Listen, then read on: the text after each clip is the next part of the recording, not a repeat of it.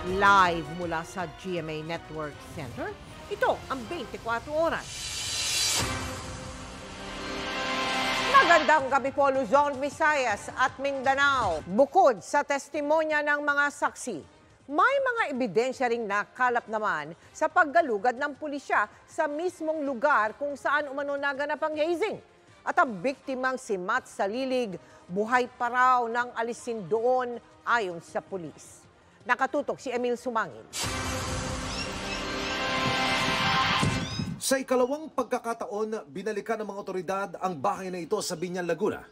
Dito kung saan umano ikinasa ang initiation at welcoming rites ng Tau Gamma Fraternity na sinisisi sa pagpanaw ng Adamson University student na si John Matthew Salilig.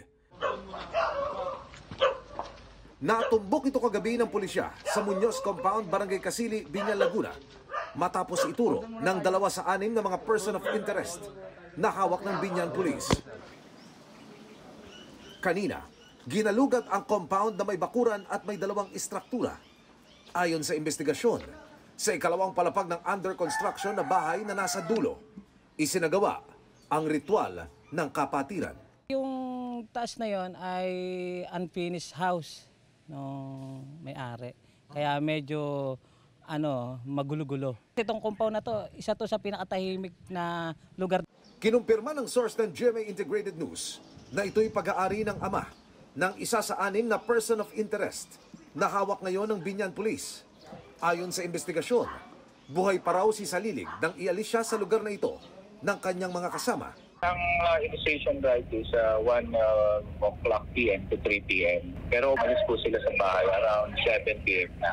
So, nung kinarga po yata, iba na yung itsura ng victim.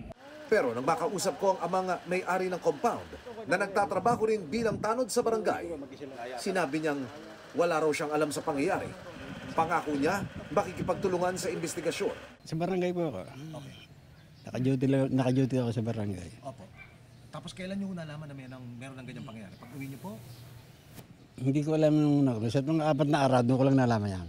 Noong gabing iyon, nagpatugtog pa raw ng musika ang mga nasa loob para hindi raw marinig ang mga kaganapan habang isinasagawa ang ritual. Ayon naman yan sa isa sa mga persons of interest na hawak ng pulisya.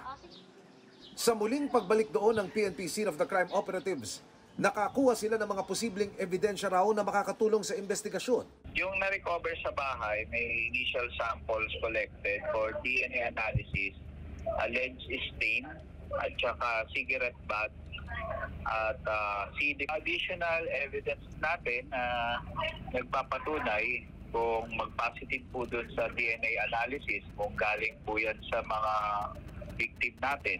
Opo, at saka syempre kung suspect, baka malalaman po natin. Sa unang pagkakataon din, nasulyapan ng kapatid ni Matt ang lugar kung saan umano siya pinahirapan. Pero tiping saksi raw ang lugar na hindi raw sapat.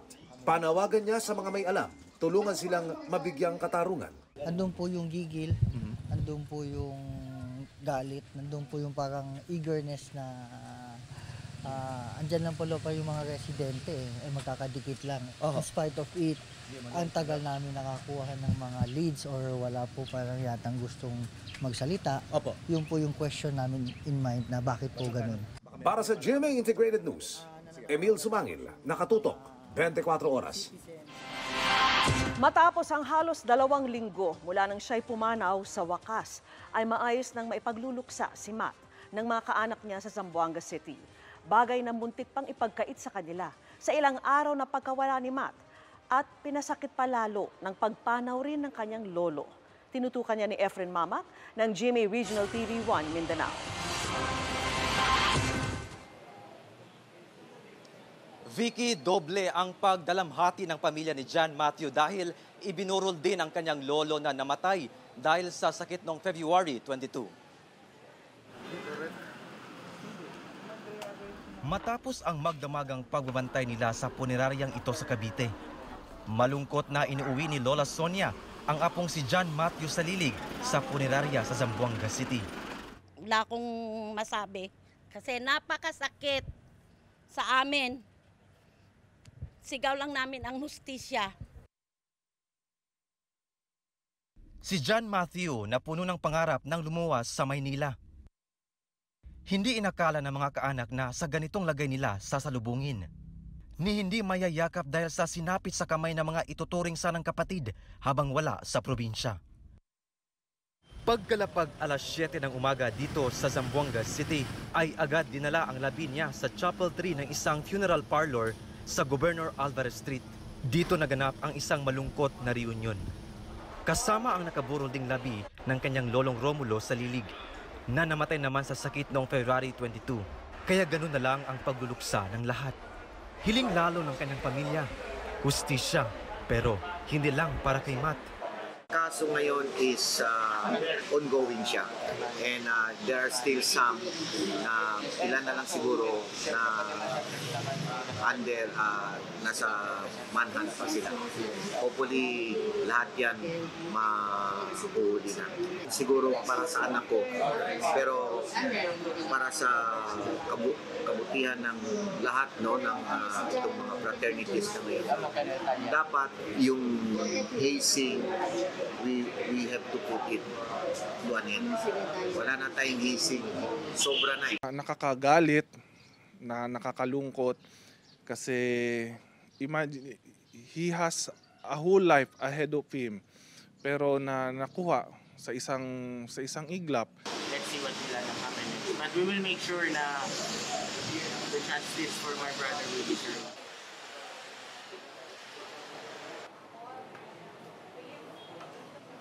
Vicky, patuloy ang pagdaloy ng mga bisita dito sa burol ni John Matthew. Nakatakda naman na isasabay na ang libing ni John Matthew at ang kanyang lolo ngayong Sabado. Vicky. Maraming salamat sa iyo, Efren Mamak ng GMA Regional TV 1 Mindanao. Sa ibang balita, posibleng mas mahal na kuryente ang gagamitin bilang reserba para masigurong walang brownout sa palapit na tag-init. Inaasahan kasing tataas ang demand sa panahong yan. Narito ang pagtutok ni Ivan Mayrina. Napapadalas na rin ba kayo sa paggamit ng appliances para maibsan ang init ng panahon, gaya ng electric fan o kaya na may aircon? Summer is waving na raw at taon-taon tuwing tag-init, tumataas ang demand sa kuryente na kung minsan humahantong sa mga brownout. Ang magandang balita ayon sa Department of Energy ay hindi nila nakikita na magkakaroon ng mga brownout ngayong summer. Ang meron lang tayo ay possible na yellow alerts dito sa Luzon at saka sa Visayas. Pero hindi brownouts. Pero para matiyak yan, posibleng kailanganing gumamit ng mas mahal na reserbang kuryente, lalo na kapag may mga biglaang pagtirik ng mga planta ng kuryente. Kapag nag-shutdown po yung mga mas murang generators, ita-turn on po natin itong contingency na ito ay may maroon tayo ditong gumagamit ng oil, kaya medyo magmamahal ng konti yung ating kuryente pagka pinaandar itong mga ito. Basta reasonable ang taas, okay lang. Para yung service, tuloy-tuloy. Pwede naman, no problem pag ganun kasi mas mahirap naman yung, lalo na kami sa mga commercial, mahirap sa amin yung mawalan ng kuryente. Wala din kaming choice kaysa naman walang kuryente. Lalo na sa pagtaya ng National Grid Corporation of the Philippines o NGCP. Tataas ang demand sa Luzon, Visayas at Mindanao ngayong taon kung ikukumpara sa naging peak demand noong 2022. Pinakamalaki raw ang magiging pagtaas sa Visayas sa mahigit 16%.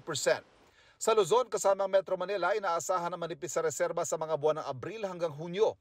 May mga linggo rin daw sa pagitan ng Marso at Abril na mas mababa sa required level dahil sa mataas na demand at mga nakaschedule na tigil operasyon ng mga planta.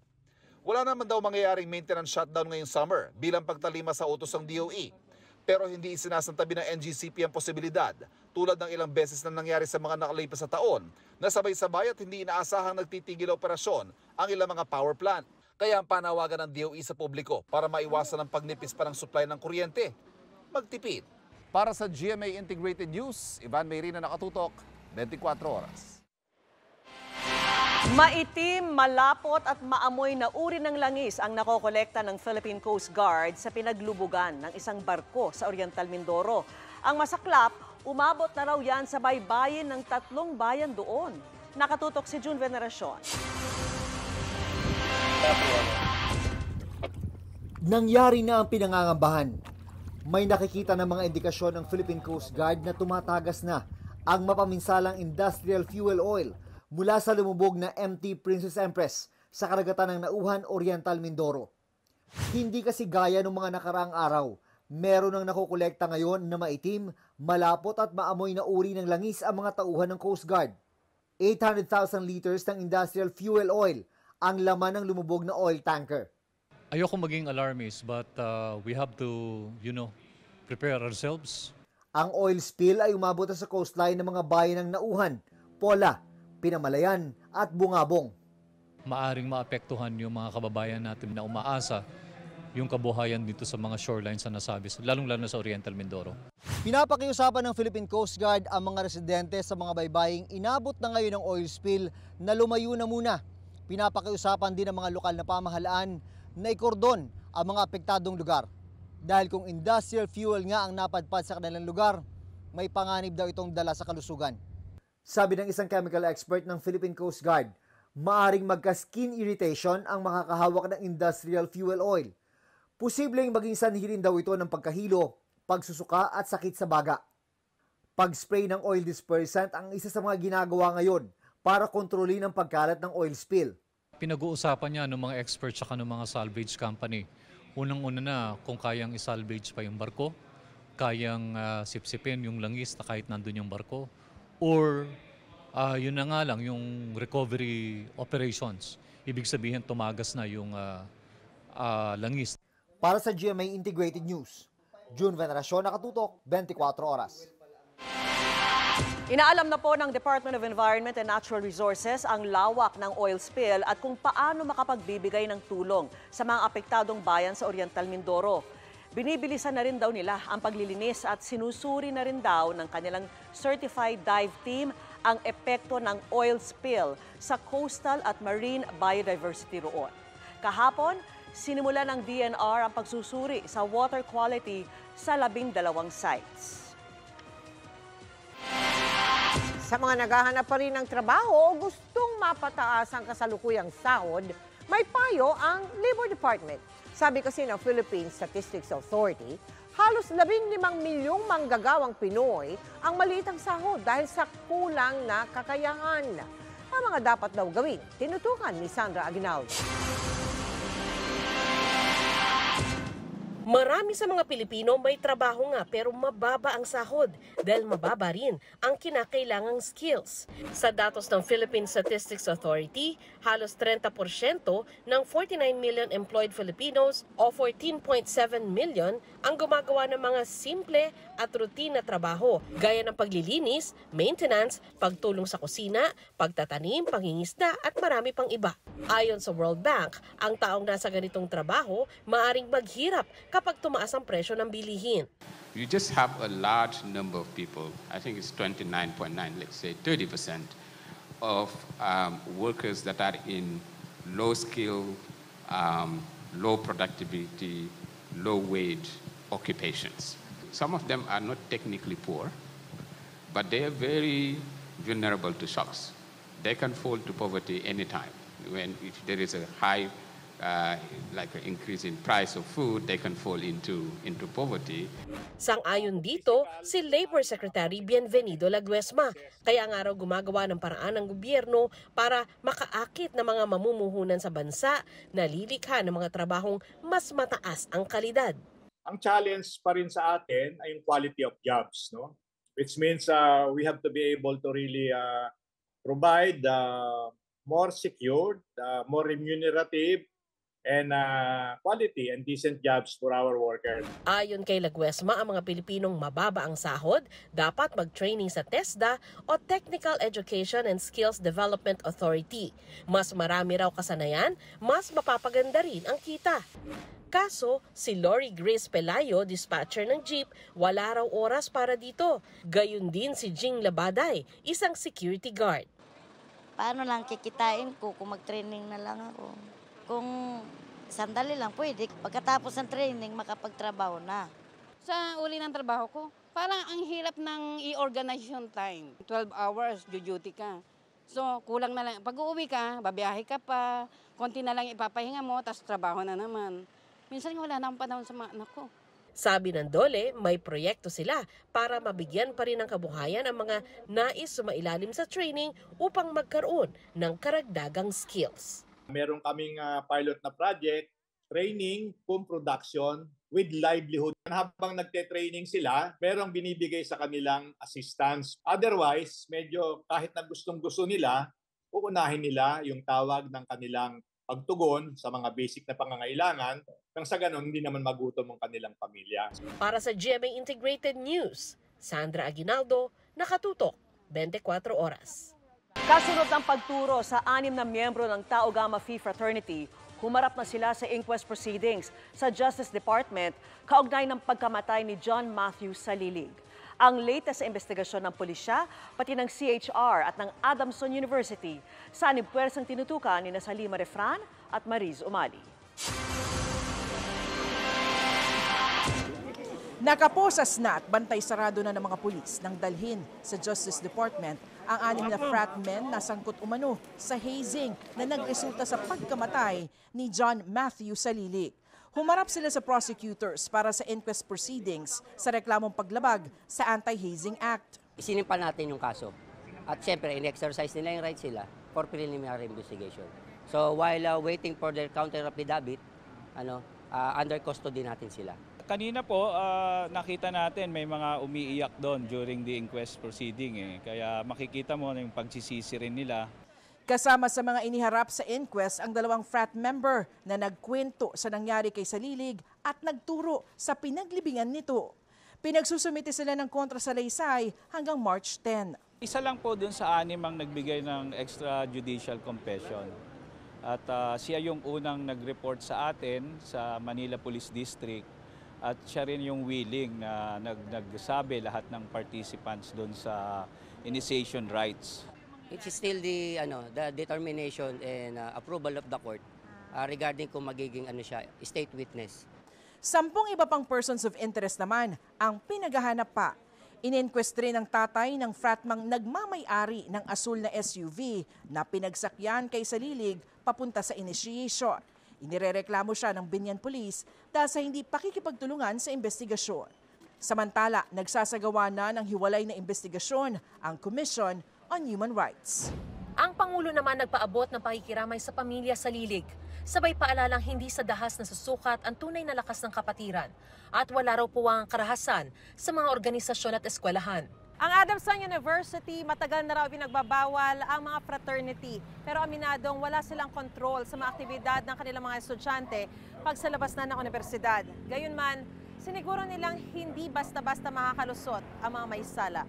The persons who are directly involved, in the death of John Matthew will be expelled from the university. But we have to do our own investigation to ascertain the extent of the responsibility in the case. May mga estudyante na rin daw na lumapit para magsumbong ng kanilang nalalaman. Some of them said na-konsyensya sila. So they came to us and they have talked and they have, I think, shared information to investigators. Kaninang tanghali nagsagawa muli ng Requiem Mass ang universidad para sa kanilang classmate na si John Matthew o Matt. Lahat sila nagluluksa, kabilang ang mga naging guro at kaibigan ni Matt. Sobrang sakit po talaga sa aming mga classmate niya na ganun po, na wala siya dahil sa frat. Isa lang naman yung hagandang lahat is yung for justice talaga kay Matt. Para sa GMA Integrated News, ako si Mariz Umali at Salima Refran. Nakatutok 24 oras. Mariing kinokondena ng University of Cebu ang nangyari umanong hazing sa isa nilang estudyante nitong Disyembre. Nangyari raw ito sa labas ng campus, kaya hindi nila ito nalaman agad at lalong hindi raw tinotolerate. Binigyan din ng universidad ang kanilang pakikiisa sa investigasyon para makamit ang hustisya. Sa maraming masukal na lugar sa Palawan, naging sandigan na ng mga residente ang isang helicopter na nagsisilbing air ambulance para madala sila sa pagamutan. Kaya naman malungkot na balita ang pagkawala nito habang nanundo ng isang pasyente. Ang latest sa paghahanap dyan, tinutukan ni Sandra Aguinaldo. Ito ang Med-Evac helicopter ng Philippine Adventist Medical Aviation Services o PAMAS mission na kilala sa tawag na Yellow Bee. This medevac is for a young man who is in a very remote area. Ginagamit ito sa pag-airlift ng mga pasyente mula sa mga liblib na bahagi ng Palawan para dalhin sila sa ospital at naghahatid ng iba pang agarang tulong sa mga nangangailangan sa mga kabundukan. Ang piloto at paramedic nito si Daniel Louis, isang American-Chinese na ilang taon ng volunteer. Pero kahapon, napaulat na nawawala ang Yellow Bee. Pumunta ito ng Mangsi Island sa Balabac 7:30 ng umaga kahapon para sumundo ng pasyente na dadalhin sa isang ospital sa bayan ng Brooks Point. Pero hindi ito dumating sa destinasyon sa inaasahang oras na 10:30 ng umaga. 9:30 ng umaga ang huling komunikasyon nito sa radyo. Sakay ng helicopter si Louis, isang banyagang nurse, ang sinundo nitong pasyente at 2 kaanak nito. Tulong-tulong na sa search and rescue operations ang Philippine Navy, Philippine Air Force at Philippine Coast Guard. Ayon sa PCG, may natagpuan silang ilang debris na posibleng mula sa chopper malapit sa Lombocan Island. Parang a form of fire extinguisher na usually ginagamit sa mga aircraft. Let's hope merong survivor dun sa accident. Ang PAMAS, may ilang aircraft na rin daw na tumutulong sa paghahanap. Ang Civil Aviation Authority of the Philippines naman, nagpadala ng ilang officers mula sa Aircraft Accident Investigation and Inquiry Board. Compliant naman po yung nasabing helicopter dito sa CAAP rules and regulations at may airworthiness certificate. In fact, ka-approve pa lang ho nun for them to magkaroon ng rescue mission dito sa Palawan. It was originally military green. Para sa GMA Integrated News, Sandra Aguinaldo, nakatutok, 24 oras. Highly irregular daw ang pag-angkat ng libu-libong metriko tonelada ng asukal bago pa maaprubahan ang Sugar Order No. 6. Ayon yan sa dating hepe ng Sugar Regulatory Administration.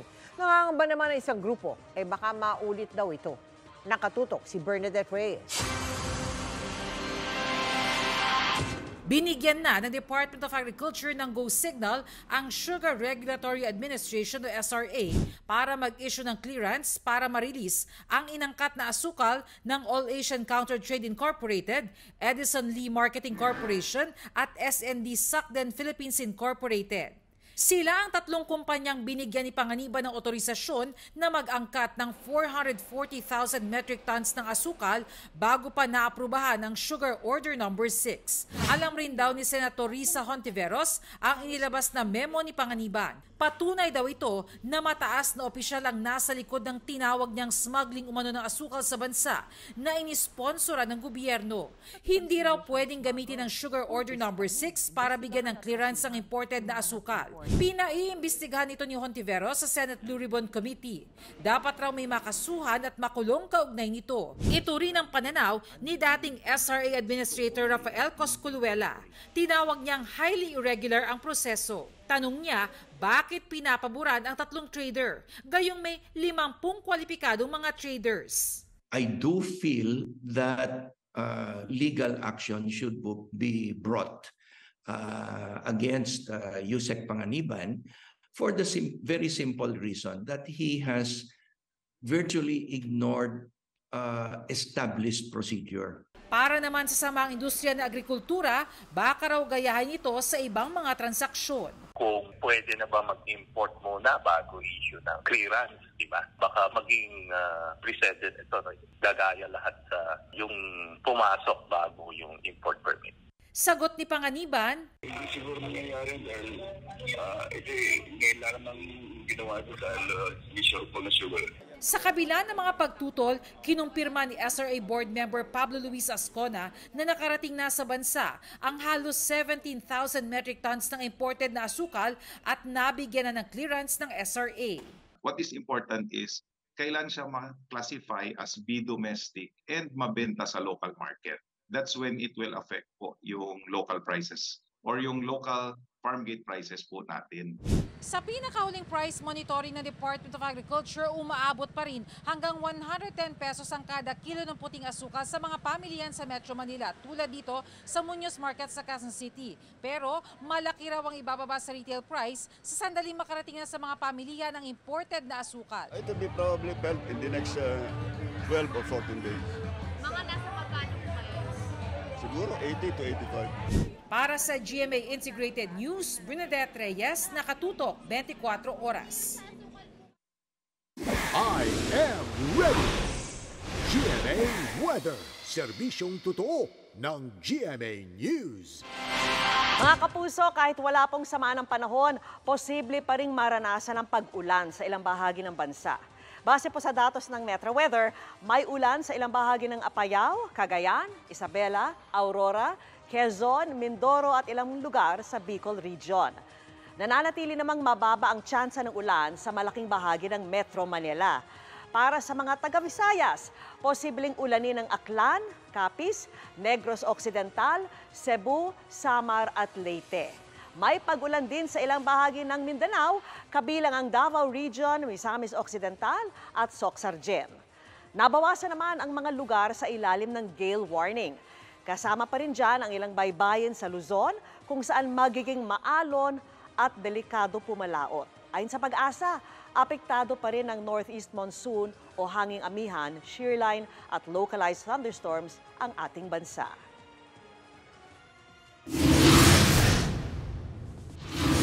The fire is on sa dibdibang training ng lead cast ng upcoming Kapuso series na Hearts on Ice. Bukod sa kakaibang kwento at stunts sa figure skating, isa raw sa mga dapat abangan ng aral na ihahatid ng kwento. Makichika, Kikatatibayan.